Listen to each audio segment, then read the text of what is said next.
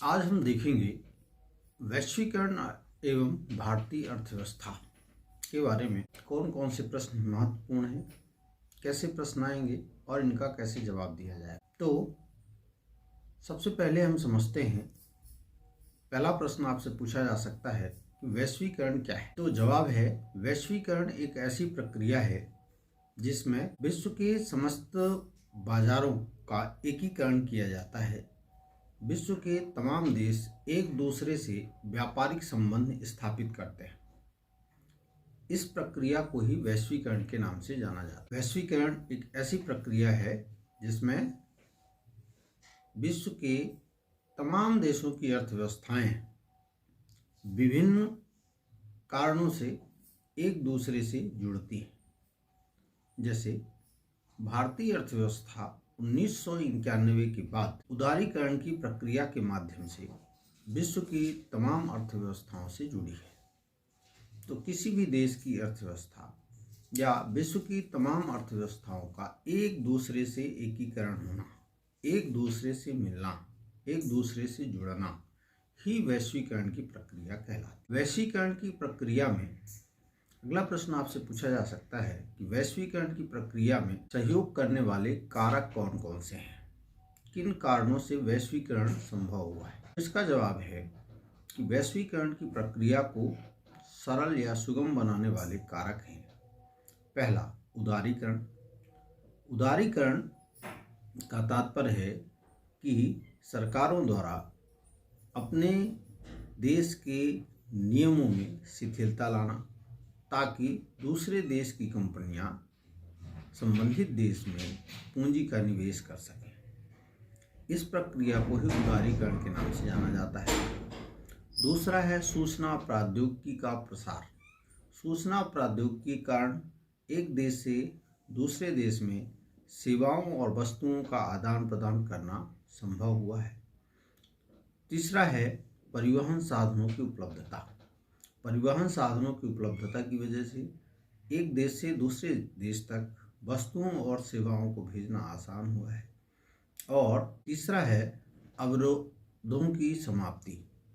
सरकारों द्वारा अपने देश में व्यापार संबंधी जो प्रतिबंध लगाने वाले कानून थे उनको समाप्त करने की कोशिश की है। बहुराष्ट्रीय कंपनियां वैश्वीकरण की प्रक्रिया में एक महत्वपूर्ण साधन का काम। अब अगला प्रश्न है कि विश्व व्यापार संगठन क्या है, जिसको WTO के नाम से भी जाना जाता है। तो WTO वर्ल्ड ट्रेड ऑर्गेनाइजेशन विश्व व्यापार संगठन एक ऐसा संगठन है जिसका उद्देश्य अंतर्राष्ट्रीय व्यापार को उदार बनाना है और मुक्त व्यापार की सुविधा देना है। तो WTO एक ऐसी संस्था है जिसका उद्देश्य अंतर्राष्ट्रीय व्यापार को उदार बनाना है और मुक्त व्यापार की सुविधा देना है। तो मुक्त व्यापार की सुविधा देने के लिए और अंतर्राष्ट्रीय व्यापार को उदार बनाने के लिए WTO की स्थापना की गई। अब इसमें आपको याद रखना है कि WTO की स्थापना 1 जनवरी 1995 को की गई। ये प्रश्न आपसे पूछा जाएगा कि WTO की स्थापना कब की गई। तो WTO की स्थापना याद रखना है कि 1 जनवरी 1995 को की गई। WTO अंतर्राष्ट्रीय व्यापार को उदार बनाता है और मुक्त व्यापार की सुविधा देता है। WTO में विश्व के वर्तमान समय में 164 देश वर्तमान में WTO में 164 देश सदस्य देश हैं।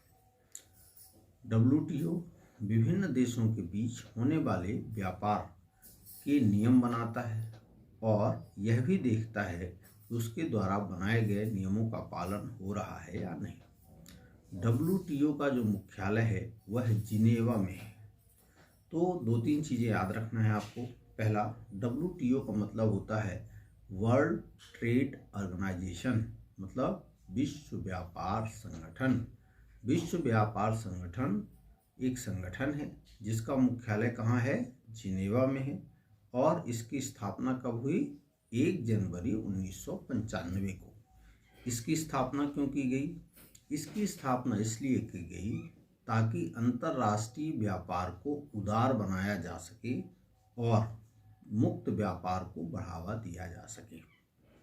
इसके सदस्य देशों की संख्या कितनी है? 164। फिर अगला है बहुराष्ट्रीय कंपनी क्या होती है? बहुराष्ट्रीय कंपनी एक ऐसी कंपनी होती है जिसका उत्पादन एवं नियंत्रण कार्य एक से अधिक देशों में फैला होता है। एक से अधिक देशों में व्यापार, उत्पादन आदि कार्य जिस कंपनी का फैला होता है उसको बहुराष्ट्रीय कंपनी कहते हैं।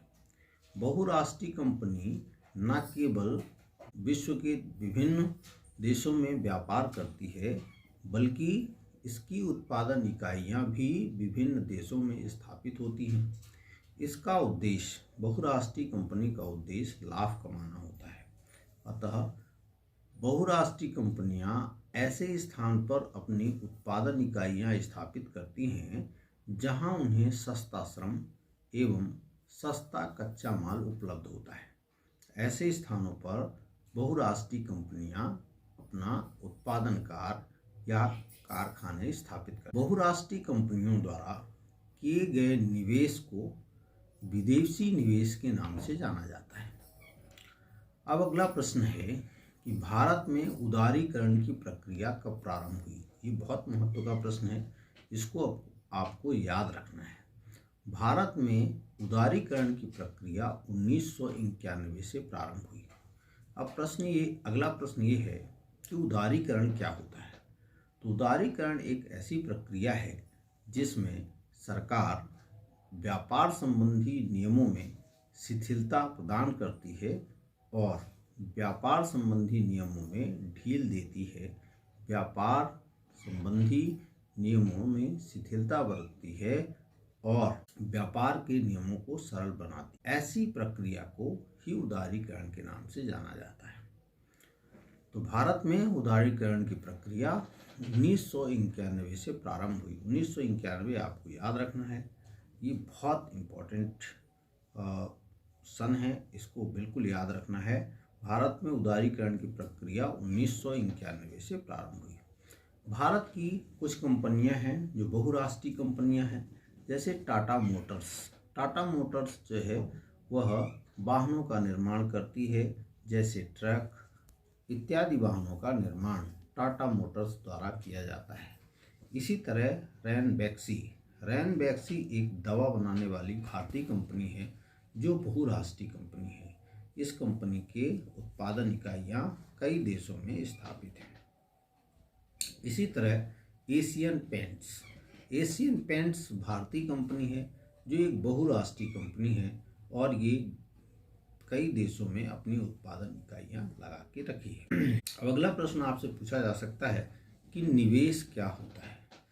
तो निवेश का इसका जवाब है कि भूमि और मशीनरी आदि सामान क्रय करने में जो पूंजी व्यय की जाती है, मुद्रा व्यय की जाती है, उसको ही निवेश के नाम से जाना जाता है। एक प्रश्न है, उदारीकरण क्या है? तो उदारीकरण एक ऐसी प्रक्रिया है जिसमें सरकार द्वारा लगाए गए प्रतिबंधों या अवरोधों में कमी की जाती है, उनको सरल किया जाता है। तो सरकार द्वारा लगाए गए प्रतिबंध या अवरोधों में कमी करना, सरकार द्वारा लगाए गए प्रतिबंधों एवं अवरोधों में कमी करना ही उदारीकरण कहलाता है। उदारीकरण एक ऐसी प्रक्रिया है जिसमें सरकार अपने द्वारा लगाए गए प्रतिबंधों और अवरोधों को कम करती है। इस प्रक्रिया को ही उदारीकरण के नाम से जाना जाता है। अगला प्रश्न है, भारत में नई आर्थिक नीति कब लागू की गई? तो भारत में नई आर्थिक नीति 1991 में लागू की गई। 1991 में भारत में नई आर्थिक नीति लागू की गई, इसको याद रखना है, ये वेरी इंपॉर्टेंट है। भारत में नई आर्थिक नीति 1991 में लागू की गई। अब अगला प्रश्न है कि वैश्वीकरण की प्रक्रिया में, तो वैश्वीकरण क्या है? वैश्वीकरण विभिन्न देशों के बीच एकीकरण की प्रक्रिया है। इस प्रक्रिया को विभिन्न देशों के बीच आर्थिक एकीकरण की गतिविधि को ही वैश्वीकरण के नाम से जाना जाता है। वैश्वीकरण क्या है? वैश्वीकरण विभिन्न देशों के बीच संबंध और तीव्र एकीकरण की प्रक्रिया है।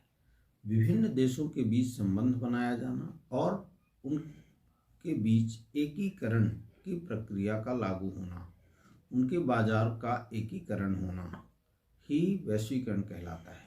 तो वैश्वीकरण एक ऐसी प्रक्रिया है जिसमें विश्व के तमाम देशों के बीच संबंध बनते हैं, आर्थिक संबंध बनते हैं और उनका एकीकरण होता है। इस प्रक्रिया को ही वैश्वीकरण के नाम से जाना जाता है। वैश्वीकरण क्या है? विभिन्न देशों के बीच संबंधों एवं तीव्र एकीकरण की प्रक्रिया को ही वैश्वीकरण के नाम से जाना जाता है। अब अगला से प्रश्न पूछा जाएगा कि वैश्वीकरण का भारतीय अर्थव्यवस्था पर क्या प्रभाव पड़ा है। तो आपको जवाब देना है कि वैश्वीकरण की प्रक्रिया से विदेशी निवेश भारत को प्राप्त हुआ है। विदेशी कंपनियों ने भारत में निवेश किया है। जैसे अमेरिका की वाहन बनाने वाली एक कंपनी है, कार बनाने वाली एक कंपनी है, फोर्ड कंपनी, उसने चेन्नई में 1700 करोड़ रुपए का निवेश किया है।